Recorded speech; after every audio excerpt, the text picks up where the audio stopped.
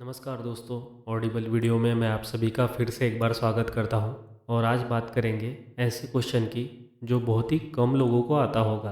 और वो क्वेश्चन ये है कि व्हाट अफेक्ट्स अस, यानी कि हमें और कौन कौन सी चीज़ें होती है जो अफेक्ट करती है, जो कि इनविजिबल है।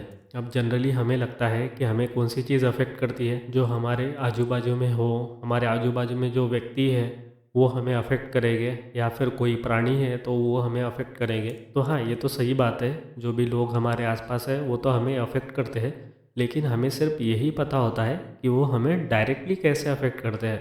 अब चीज़ें जो हमें इनडायरेक्टली अफेक्ट करती है उसको हम समझ ही नहीं पाते हैं। जैसे कि देखिए, अगर कोई व्यक्ति आपके पास बैठा है तो आपको ऐसा लगता है कि उसका इफ़ेक्ट आपको तब होगा जब वो कुछ एक्शन लेगा। ओके, वो आपको धक्का देगा, मारेगा, अच्छी बात करेगा, बुरी बात करेगा, तभी होगा, ऐसा लगता है। बट दोस्तों, चीज़ें सिर्फ ऐसे नहीं होती है जैसे हमें दिखती है। जब कोई व्यक्ति हमारे पास बैठता है, अगर वो व्यक्ति हमारे बारे में अच्छा सोचता है तो उसका इफ़ेक्ट हमारे आरबीसीज, डब्ल्यूबीसी इस पे भी होता है, जो कि वेदों में बहुत ही डिटेल में एक्सप्लेन किया गया है। और मॉडर्न साइंस जो है वो अभी अभी इस चीज़ों को समझ पा रहा है, क्योंकि इसे प्रूव करना बहुत ही ज़्यादा डिफ़िकल्ट था मॉडर्न साइंस के लिए। क्योंकि जस्ट किसी के पास में बैठने से रेड ब्लड सेल या फिर वाइट ब्लड सेल, इसमें कुछ फ़र्क पड़े, ये तो पॉसिबल ही नहीं हो सकता है, ऐसा सभी को लग रहा था। क्योंकि ये चीज़ें जो है वो डायरेक्टली नहीं दिखती है, इसको समझने के लिए बहुत ही सूक्ष्म वे से देखना होता है चीज़ों को। और इतने फाइन कैलकुलेशन साइंस के नहीं हो सकते। अब ये तो बात हो गई इंसान की। अब इसके बाद बात आती है कि आपके बाजू में जो भी चीज़ है, हर एक चीज़, छोटी मोटी चीज़, वो सभी चीज़ें आप पे कुछ ना कुछ इफ़ेक्ट करती है।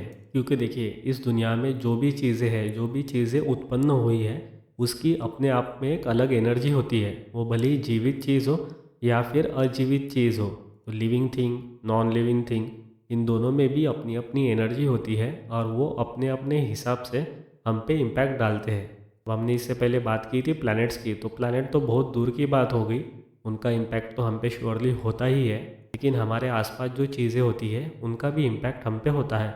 अब इसमें हमें इम्पैक्ट वही दिखता है जो डायरेक्टली होता है। जैसे कि देखिए, अगर आप आपके घर में जाते हैं, अगर आपका रूम मेसी है तो आपको क्या लगेगा कि इस मेसी रूम की वजह से आपका मूड थोड़ा सा ख़राब हो गया। इससे आपको ये लगने लगता है कि नॉन लिविंग थिंग की भी अगर बात करें तो हम पे इम्पैक्ट तभी होगा जब हमें वो चीज़ें दिखेगी अलग फॉर्म में।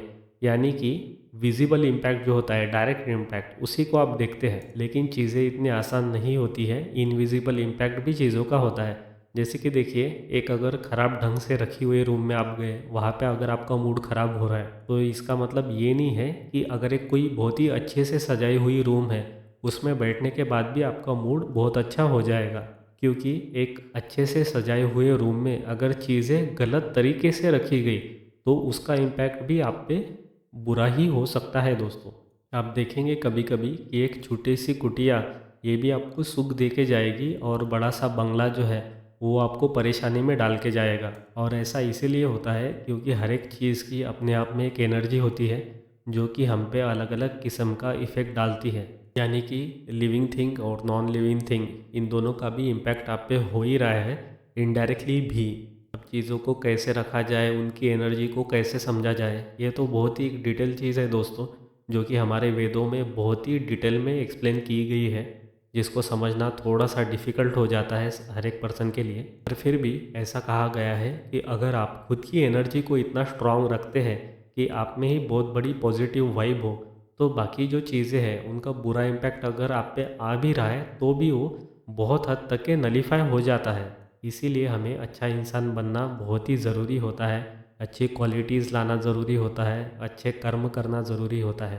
क्योंकि सिर्फ इंसान के रूप में जन्म लेने से हम महान नहीं बन जाते, हमें कर्म भी अच्छे रखने होते हैं। इसीलिए संस्कृत में एक सुभाषित है, ज्येष्ठत्वं जन्मना नैव गुणे ज्येष्ठत्वम् उच्यते गुणात् गुरुत्वमायाति दुग्धम दधि घृतम क्रमात्। जिसको हम ऐसे समझा जा सकता है कि सिर्फ बड़े घर में जन्म लेने से इंसान बड़ा नहीं हो जाता, उसमें बड़े गुण होने चाहिए, बड़ा काम वो करना चाहिए, तब जाके वो व्यक्ति बड़ा कहलाता है। यानी कि इन शॉर्ट, कोई भी व्यक्ति बड़ा तब होगा जब उसके गुण अच्छे होंगे, क्योंकि गुण के वजह से ही दूध का दही होता है और दही का घी होता है। इस एग्जाम्पल से आपको ये समझाया जा रहा है कि जैसे कि दूध में क्वालिटीज़ होती है, उससे ज़्यादा क्वालिटी किस में होती है?